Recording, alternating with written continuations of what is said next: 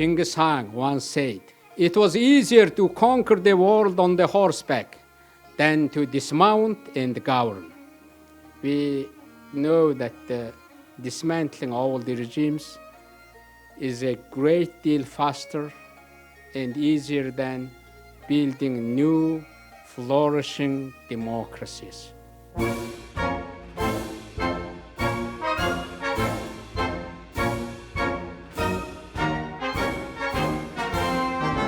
Mongolia was the second communist country after Russia. And for 70 years, they saw that leadership is not coming from our own countries. They are working as a puppet from the Kremlin. And the Mongolian people felt that they are not really leading our country independently. And that was the one desire, I think, to have our own leaders, to choose our people, our government and parliament or president, and sitting there, and they are serving in the interest of people. How to make that happen? I think one way, one tool was democracy.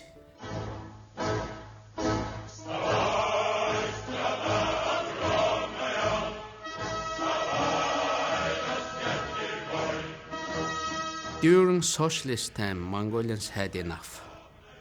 For example, during the Stalinist purge in 1930s, 1940s, there were killed more than 30,000 people, and 1 of 6 killed, and 700 temples were destroyed to the ash.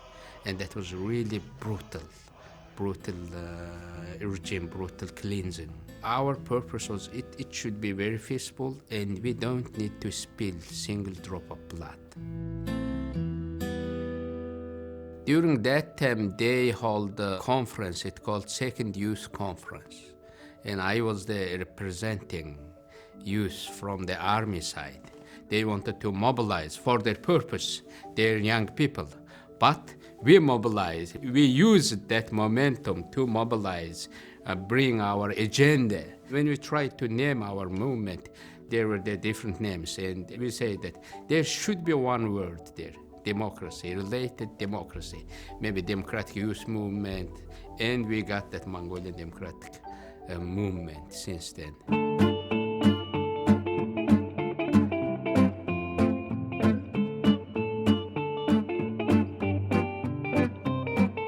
That was the big thing, you know. That's the changing line. Already I am in the other side of front. And that was the defining moment. After that, of course, there was generals, and the editor-in-chief of our newspaper is calling and threatening to fire me, to send even to the kind of the exile in a very far regiment, you know, in military regiment. You have to go there. And I said, if you send me, I'll go there and I organize same kind of democratic movement, like-minded movement within the officers, within the regimes. You cannot hide me. You cannot make me disappear. Where you send, I'll be like troublemaker for you. I gave a very difficult time for them, and also I said, when you fire me, when you send me to exile, our friends tomorrow will come up here. They will make big demonstration. They will demand me to return to my work.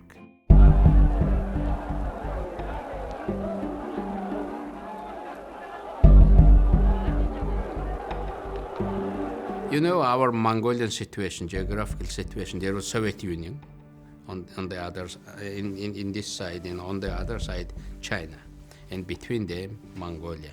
And even during that time, we had more than 100,000 Soviet troops stationed. And that was kind of big pressure. And I think everyone's feeling, we have to come up through this movement, and we are like a fighters for freedom, for democracy. We didn't give any reason to use violence against us. We had only microphone in our hands and paper. We just asked them to sit together to have negotiation. That's it. Because of that, in Mongolia we had such kind of very peaceful transition. No single window shattered. No single drop of blood was shed. I think one of the main reasons why we succeeded were the people. In our demonstrations, in minus 25 Celsius, 30 Celsius, in the streets, we got 50,000 people, 100,000 people. And I was the moderator. I began that demonstration calling for that and explaining our purpose of that demonstration. I finished that. Between them, people talked. In a Politburo, they felt that pressure, and they sent people to meet us to discuss those agendas. And that come off aided by the hunger strike, and also strike in working places. And that led them, now there is no solution. Only solution is resignation. Only solution is giving up, and they resigned. And we decided to make first changes in our constitution.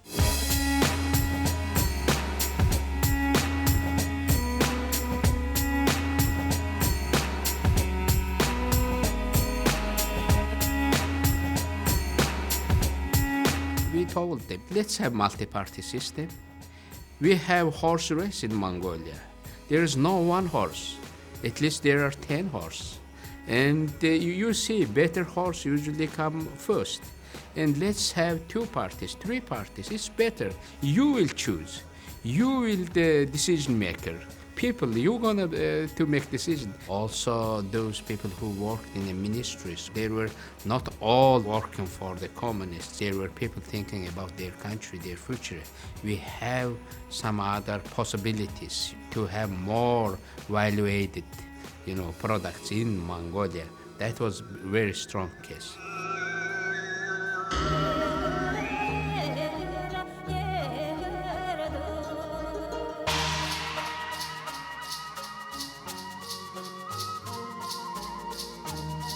Biggest challenge was the changing the mindset of the people. Also, other thing, of course, when we talked about things, you can own your ship, you can own your car or your horse. That was sometimes very unimaginable to the people. How can I own it? And of course, those things, if you own, there can be a private bank or private hotels, private houses, private corporations, companies. That was unimaginable thing during that time. How can we have that without the state help? That should belong to the state, not to me. That was very strange notion. But when we saw that those first experiences, when they have more right owning their properties, they are more advanced. When people get more right, they become more thoughtful and they become more creative. I think during the communism, in authoritarian government, you cannot use that genius of your people, creativity of your people. When you have democracy, when you have freedom, when you have that free market principles in place, you will see that.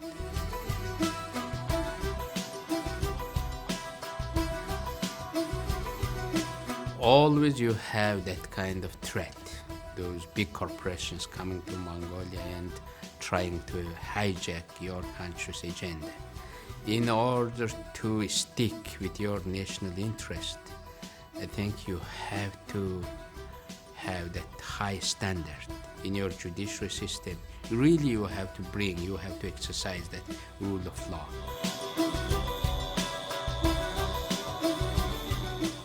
Those were the words from my mother.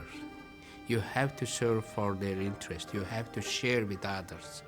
You have to contribute good thing for your society, not confronting with others, not trying to take revenge, or not trying to get more than you can achieve. I think that was the lesson from our parents.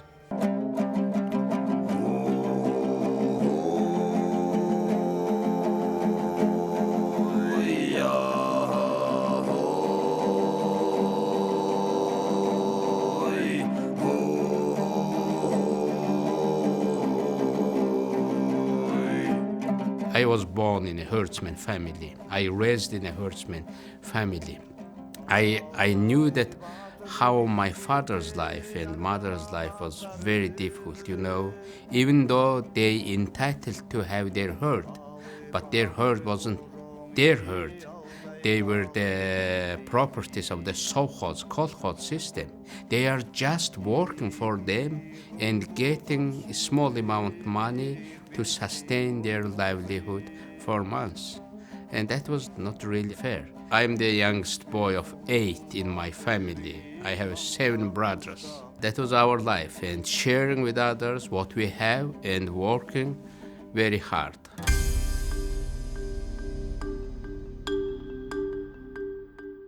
During the high school, I actually started writing poems, and I really obsessed with that kind of activity. If you wrote something bad thing, about the system, about the political establishment, you are in trouble.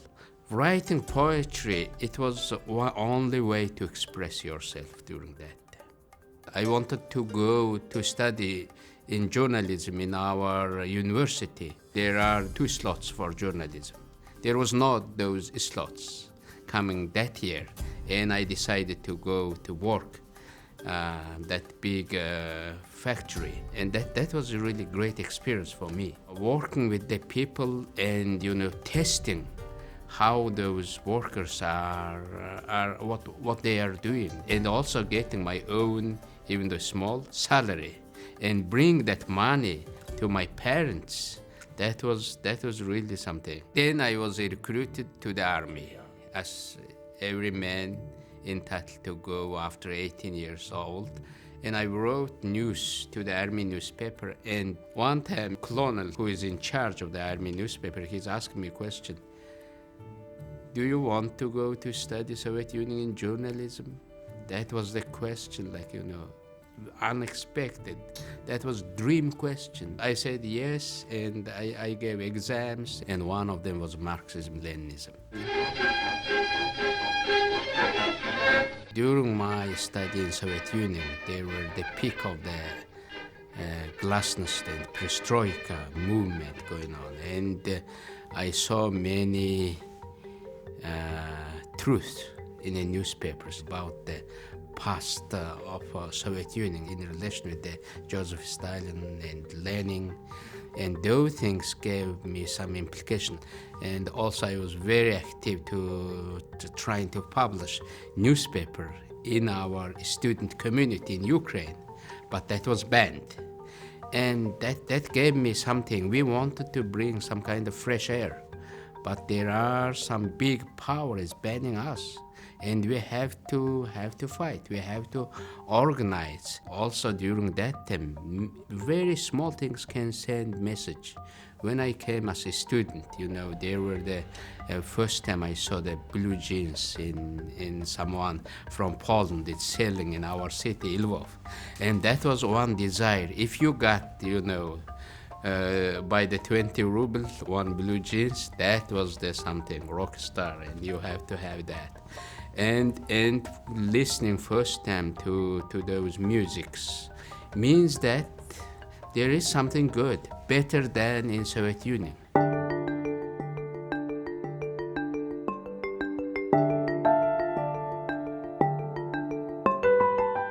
You have to remind your people, and you have to give to your people those tools. Freedom of press. In Mongolia, we have no censorship at all on press. Nothing. Those social medias, I call them moral police.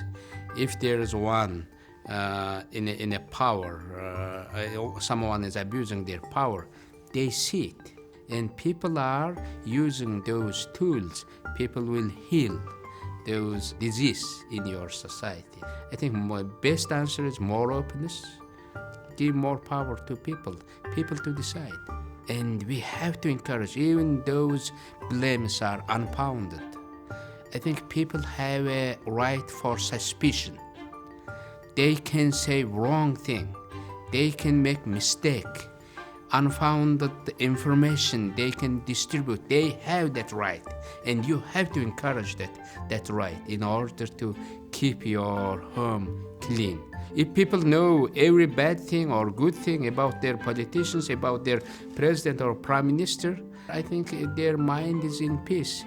In Mongolia, everyone knows who is Elbegdorj, what kind of disadvantage he has, what kind of advantage he has, what kind of misdeeds or bad decisions he made. Everyone knows.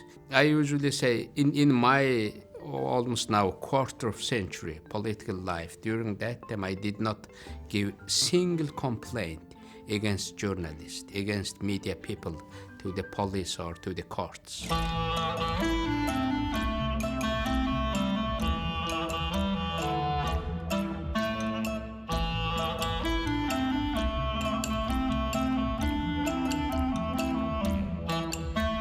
In terms of democracy, in terms of our future, I think we are reinventing democracy. We will go far. I think there are two solutions related with the technology. Technology is one solution, and also people are other solution. In 1990, we didn't use mobile phone and internet. We didn't know that. Facebook, Twitter. Now people have that tool. People become more smarter, more demanding, and people become more knowledgeable. But government, when you are in a power, they are not delivering and distancing themselves from people, and because of that they are failing. My invention is go to your people. Work like your people are working. Use those technology, what they use. They are inventing their life. They are bringing more profit. They are more dynamic. And I show you two sets of proof. When there is new functions, mobile became smaller and more user-friendly. But if there is new functions in a government tend to become more bigger, more sluggish, more distant.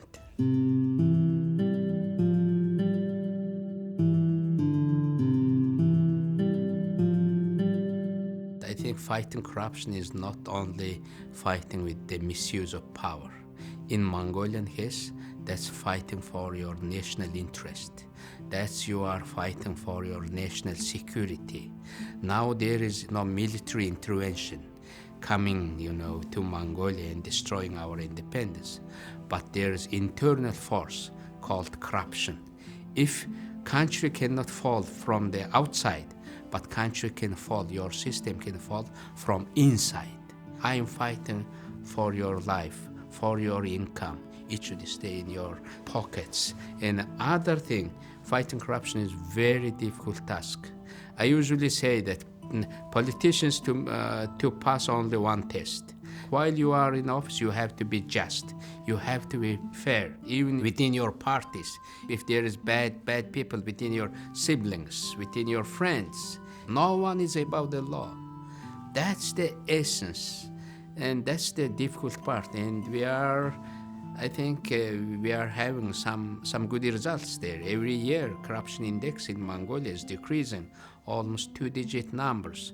That's really tough, and we will maintain that, bringing new laws, new institutions, and giving more right to the people, more transparency in our budget, decision-making system.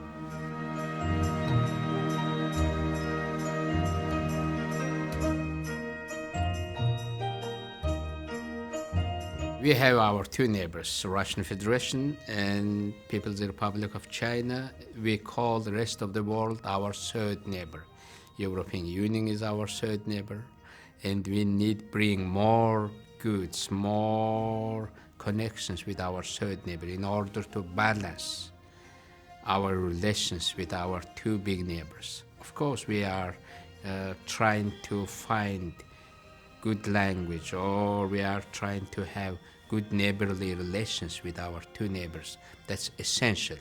But we have to see further to have more relations with our third neighbor, the rest of the world. Size of our economy, size of our population is modest.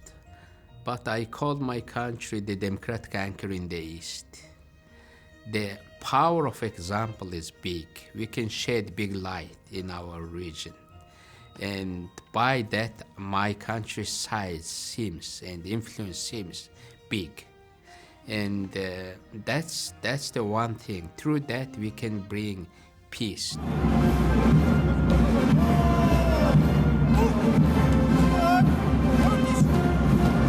I think serving is in our tradition, in our history. Military service. We had one of the best military service in Mongolia and serving for others. Now Mongolia is one of the largest troop contributing country, one of the 20 largest peacekeeping contributors in the world. Also sending our peacekeepers and troops contributing to that noble cause, bringing peace in troubled places. That's our duty. And also you have to try, if it's possible, you have to show by your example. My son actually studied in America. He studied in biotechnology. And I encouraged him. He worked in a military hospital as a person and contributing by his measure. And I said, why you don't go to troubled places? And he said, okay, let's do that. And he was one of the peacekeepers and full-time 9 months serving in South Sudan. And now I see that he emerged really a good young person. That's also something we have to do. Contributing for the common good, it's not just my today's task. That's the lifetime contribution, lifetime dedication. That's the lifetime cause of mine.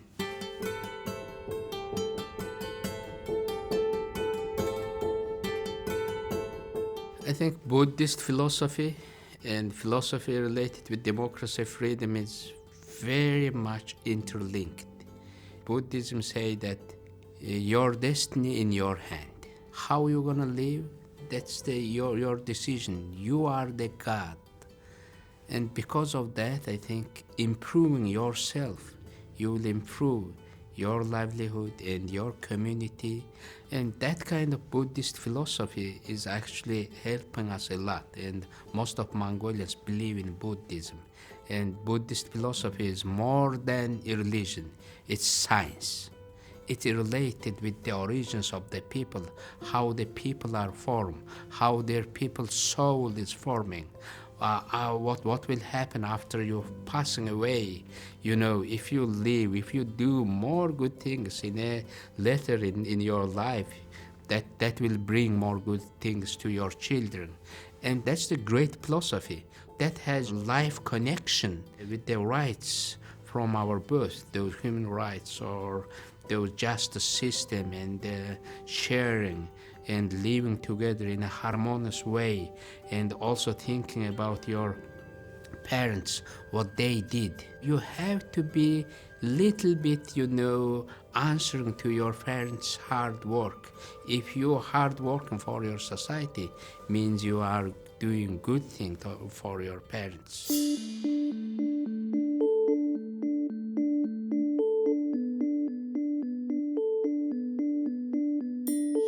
Usually I say nature of as a human being did not change. Only title changed. Journalist Elbegdorj became President Elbegdorj. That's only title, but the very nature did not change. You have to keep that. I usually think about when I go my work, that's very simple. What said my mother to me? What said my father to me? And how can I work? And they usually say that be humble, You have to be with your people, not try to become the big leader or big boss and using your power which is entrusted by your people.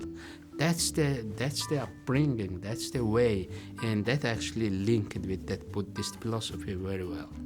And that's the foundation of our people's well-being. My father never dreamed to become president in my country, but when he see now from the heaven son is working in a bigger way to their country for the common cause. I think he's very happy. My mother passed away just a year ago, and I think she sees it.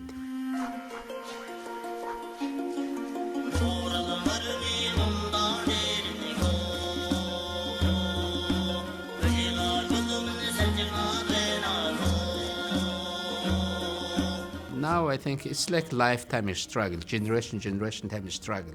You have to do your homework during your generation. As I say, democracy or freedom is never grown up.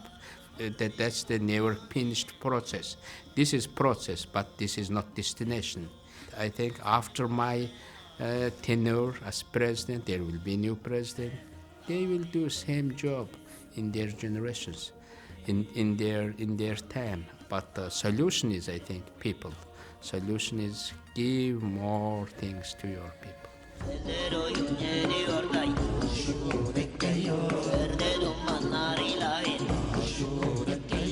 I think the people are today in Mongolia next generation, and always brighter.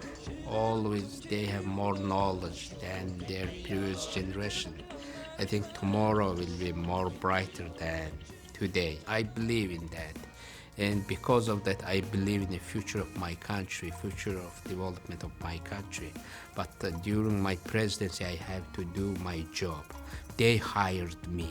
They paying my salary. I have to be truthful for them. I have to be honest for them. That's it. And I have to leave as a legacy good institutions and good sound laws and good culture, how president, how those high officials should behave there. If I leave that, I think our next generation will bring more good culture, more good institutions. They will improve, and I'm really hopeful. I'm really confident in Mongolia's future. Yeah.